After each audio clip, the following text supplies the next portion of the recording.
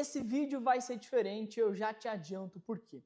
Eu vou te mostrar quais foram as piores carteiras que nós já recebemos no nosso escritório e por que elas foram tão ruins para os nossos clientes. Meu nome é Renan Zanella, eu sou analista CFA e consultor CFP. Se você se interessa por economia, finanças e investimentos, inscreva-se no canal e fique até o final, porque esse vídeo não tem o intuito de expor ninguém, não vou trazer nenhum nome de assessores, de profissionais ou de instituição. Porém, trazer ensinamentos para que você não cometa esses erros também no seu portfólio. Vamos lá!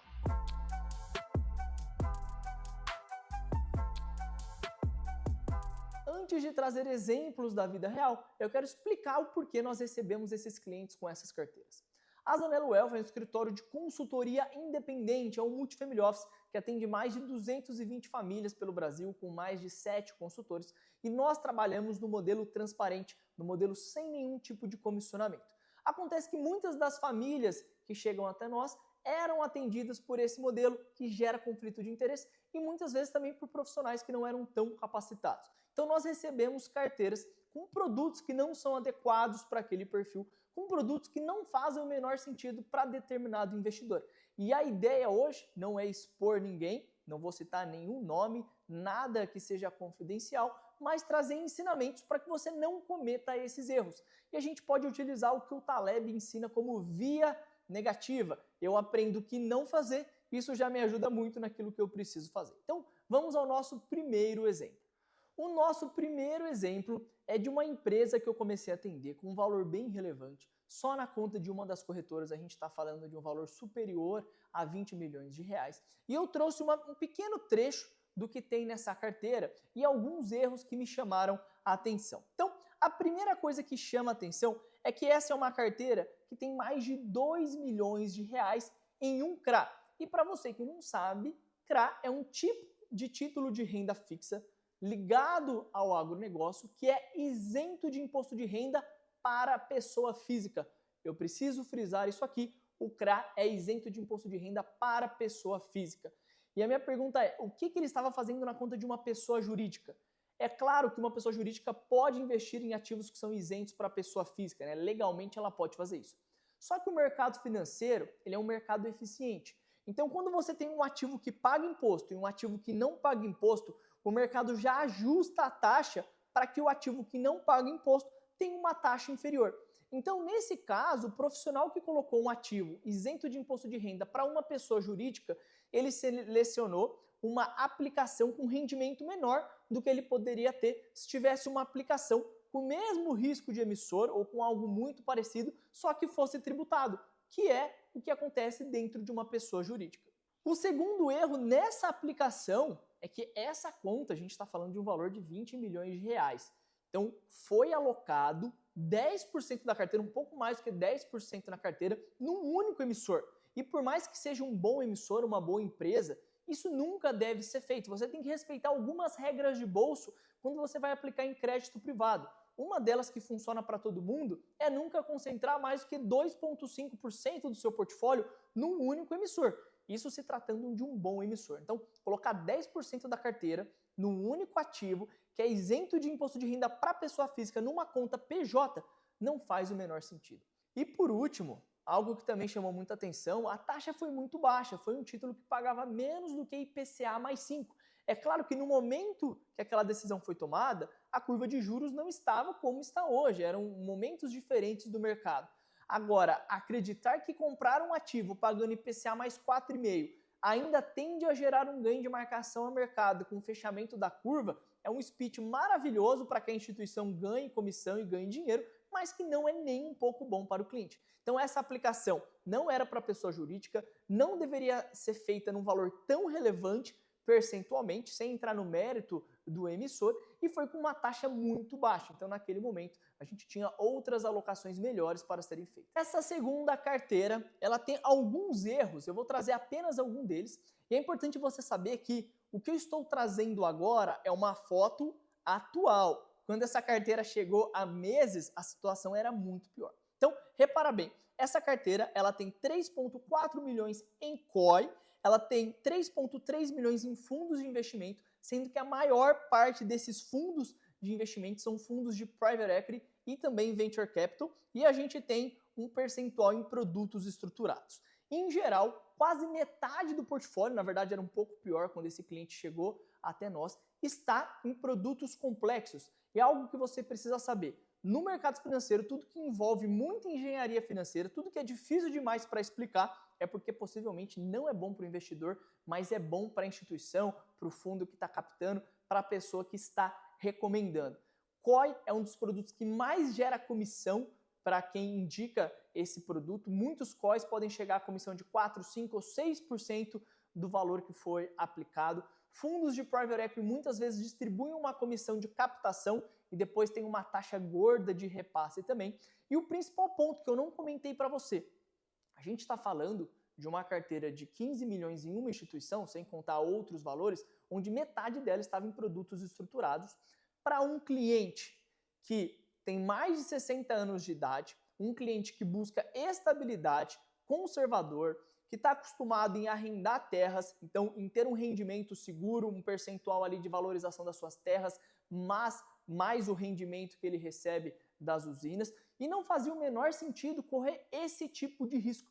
Então foi oferecido produtos que o cliente não entendeu quando ele alocou, só que sempre com uma roupagem muito bonita, com uma apresentação bonita, geralmente até um jantar num restaurante, com alguém muito bem vestido apresentando, só que não tinha nada a ver com a idade do cliente, com o perfil ou com o nível de conhecimento. E aqui eu não estou nem entrando no mérito se esse fundo de private equity era bom ou não, se esse COI era bom ou não, mas fato é que a carteira do cliente, eu só mostrei uma parte dela, ficou 80% travada. Um cliente que disse que gostaria de ter liquidez e que gostaria de ter uma carteira mais defensiva, afinal de contas ele tem um patrimônio incrível para um gasto não muito grande, então ele não precisa correr risco demais porque o patrimônio já é mais do que suficiente para suprir as suas despesas. O terceiro e último caso que eu trago para nós aqui, como você pode ver, essa foto é uma foto atualizada, é um cliente que de 10 milhões de reais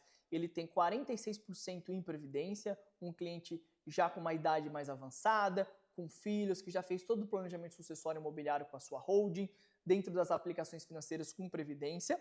E hoje ele só tem no fundo Guepardo, um fundo de ações, 578 mil reais. Porém, quando ele chegou até nós, era um cliente que tinha 2 milhões e meio no fundo de ação Guepardo e que tinha 2 milhões num fundo de ações da Vinland. Tanto a Guepardo quanto a Vinland são ótimas gestoras. A Guepardo mesmo, nos últimos anos, ela ficou entre as melhores gestoras de fundo de ações. Porém, se a gente pega outro recorte temporal, outra janela de tempo, ela chegou a ficar entre os piores fundos numa época que a Guepardo tinha comprado muita BR Foods. A Vinland é uma casa também muito vencedora e que ganha prêmios. O ponto não é criticar a gestora ou o fundo, que são bons fundos e a gente manteve um valor considerável. Agora a gente está falando de um cliente com mais de 60 anos de idade, com um patrimônio que vai muito além do financeiro, com terras, com empresa, um cliente que buscava estabilidade, um cliente que desde o início se disse conservador, que aceitava ter pequenas pimentas, mas nada que fosse muito agressivo, com uma carteira, 50% dela, tô falando de 10 milhões, 5 milhões praticamente estava em fundo de ação de previdência. Sem falar ações individuais, sem falar swaps e produtos estruturados que foram feitos para gerar comissionamento, sem falar da falta de liquidez da carteira. Então, o que me causa indignação, e esse vídeo está sendo talvez um dos vídeos mais importantes que eu estou fazendo, porque aqui a crítica não é citando nomes, não é citando determinado produto, mas o tamanho da alocação, aquilo que se busca ganhar quando esses produtos foram recomendados. Produtos que, em geral, têm uma taxa de repasse maior, ou que, de alguma maneira, um banco ou uma corretora estavam pressionando com que aqueles profissionais empurrassem, vendessem esses produtos.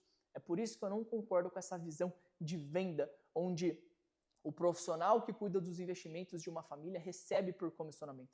Por isso que a gente acredita no modelo transparente, no modelo que funciona hoje nas principais economias do mundo, Estados Unidos, Reino Unido, Austrália, também ter se tornado o modelo predominante na Suíça, Alemanha e em outros países desenvolvidos. Então, esses erros aqui, eles servem para você entender o poder da diversificação, o poder de ter liquidez na sua carteira, a importância de você tomar cuidado com produtos que são muito complexos e procurar produtos que sejam simples, que sejam low cost, como é o caso dos ETFs. Sem falar do fato, e eu nem trouxe aqui para não causar tanta discussão, acho que merece um vídeo, falar dos fundos CETIPados, porque um desses clientes que eu trouxe aqui, ele tinha quase 20% da sua carteira em fundos CETIPados, que são como fundos imobiliários, só que não são negociados na bolsa, são negociados no mercado de balcão. Com isso, eles não têm volatilidade. Porém, existe um baita deságio quando o investidor precisa sair. Em outras palavras, eu não consigo ver motivos para o investidor querer ter um fundo CETIPado e não ter um fundo listado em bolsa. Agora, quando um cliente compra um fundo na bolsa, ele não gera comissão para aquele escritório, ainda mais se ele comprar pelo seu aplicativo, pelo seu home broker. Agora, quando ele compra um fundo CETIPado, ele gera muita comissão para o escritório. Então, esses são alguns produtos que sozinhos eles não são ruins.